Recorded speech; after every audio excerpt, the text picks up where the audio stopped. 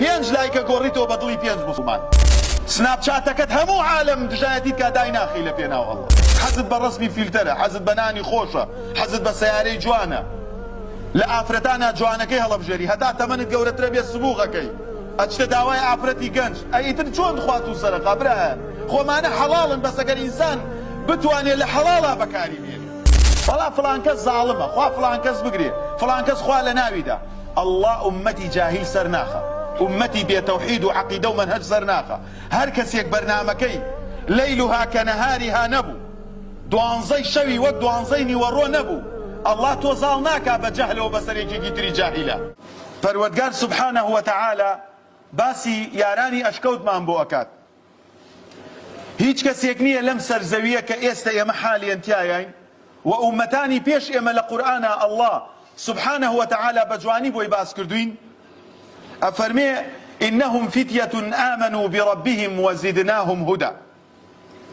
ئەوان کۆمەڵە گەنجانێک بوون ئیمانیان هێنا بەڵام ئێمە بۆمان زیاد کردن. لە چی کاتێکە ئەڵڵا بۆیانی زیاد کرد؟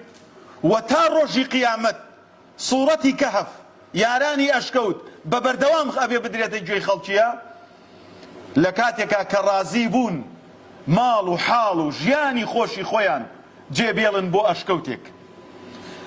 ئەگەر هەر کەسێک لەم زروفەیە بەرەنگاری زاڵم و ستەمکار بێتەوە لە پێناوی دینەکەیە بێوێ بەرخودان بکە، بێوێ لە پێناوی دینەکەیە تەزحیە بدا، ئەگەر ئەو پەڕی ئەو لای بۆ خۆی قایم نەکرد بێ خەڵک پێڵێ بێعەقڵ و خۆشی بە خۆی لێ بێعەقڵ.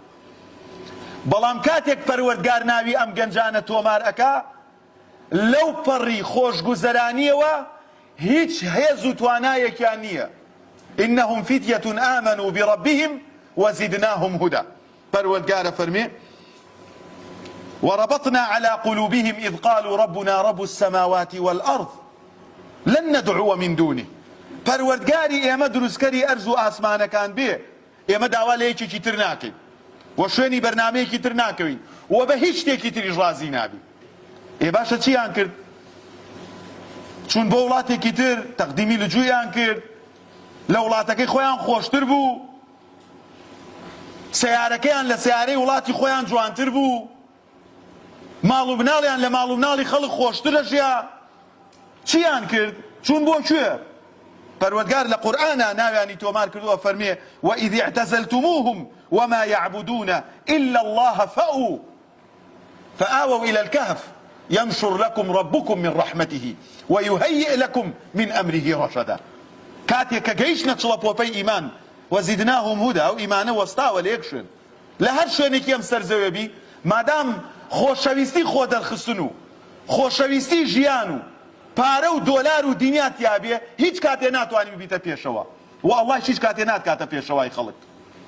ئەمە بۆ ئێمەی بانخواست و بۆ ئێوەش هەر ئەبێ ئاوا بەداماوی داش، ئەبێ هەر ئاوا سەیری دەمی ئەو کەن و ماوەیە گوێ لە ئەو بگرن وەڵا ئەوە هیچ و یەکێتر و ئەویش هیچ و یەکێتر ئەویش هیچ و بۆیە کاتێک پەروەردگار تۆ سەرئەخا ئامنوا بربهم وزدناهم هدى.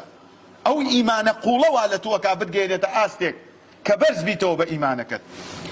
وإذ اعتزلتموهم وما يعبدون إلا الله فأووا إلى الكهف ينشر لكم ربكم من رحمته ويهيئ لكم من أمركم رشدا.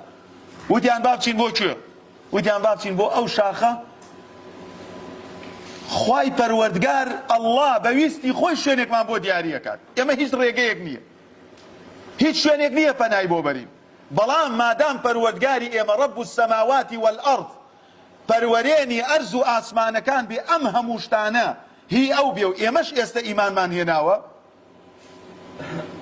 پەروەردگار خۆی شوێنێکمان بۆ دابینەکات. فآووا إلى الكهف ينشر لكم ربكم من رحمته. بابچینە ئەو شاخە پەروەردگار خۆی بۆ خۆی لە ڕەحم و میهرەبانی خۆی بەزەیی خۆی نەشر ئەکا بۆ ئێمە و فریامان ئەکەوێت. سبحان الله. چون بۆ ئەو شاخە بەبێ ئەوەی هیچ بەڵگەیەکیان هەبێ شوانێکە کەوێتە لاتەکیان و پەرژینێ قایم بێ لە ڕووتان سەگێک 300 و ئەوەندە ساڵ لە ناو کەهفێکە لە ناو شاخێکە ئەمێننەوە. ئەوە هۆکاری چییە بەڕێزان؟ إذ قاموا فقالوا هاستانە سەر پێ وتیان خۆ بە دانشتنەوە نەبوو سەیفلی موسەلسەلاتکەن و پاڵی لێ بدەنەوە وەڵا فڵان کەس زاڵمە خوا فڵان کەس بگرێ فڵان کەس خوا لە ناویدا الله أمتي جاهل سرناخة، أمتي بتوحيد وعقيدة ومنهج سرناخة. هر كسيك برنامجي ليلها كنهارها نبو، دوانزي شوي وقت دوانزي نورو نبو. الله توزالناك بجهل وبسريجي جيتري جاهلة. الله عمري كري خطابي زال كر بسر مجوسة، زالي كر بسر روما، بو أيزاني عمر عدالتي بيه، عمر توحيد وديني بيه، كان وقافا عند آيات الله. بلامتو هيج مسألة نية بينج لايكا قوريتو بدلي بينج مسلمان.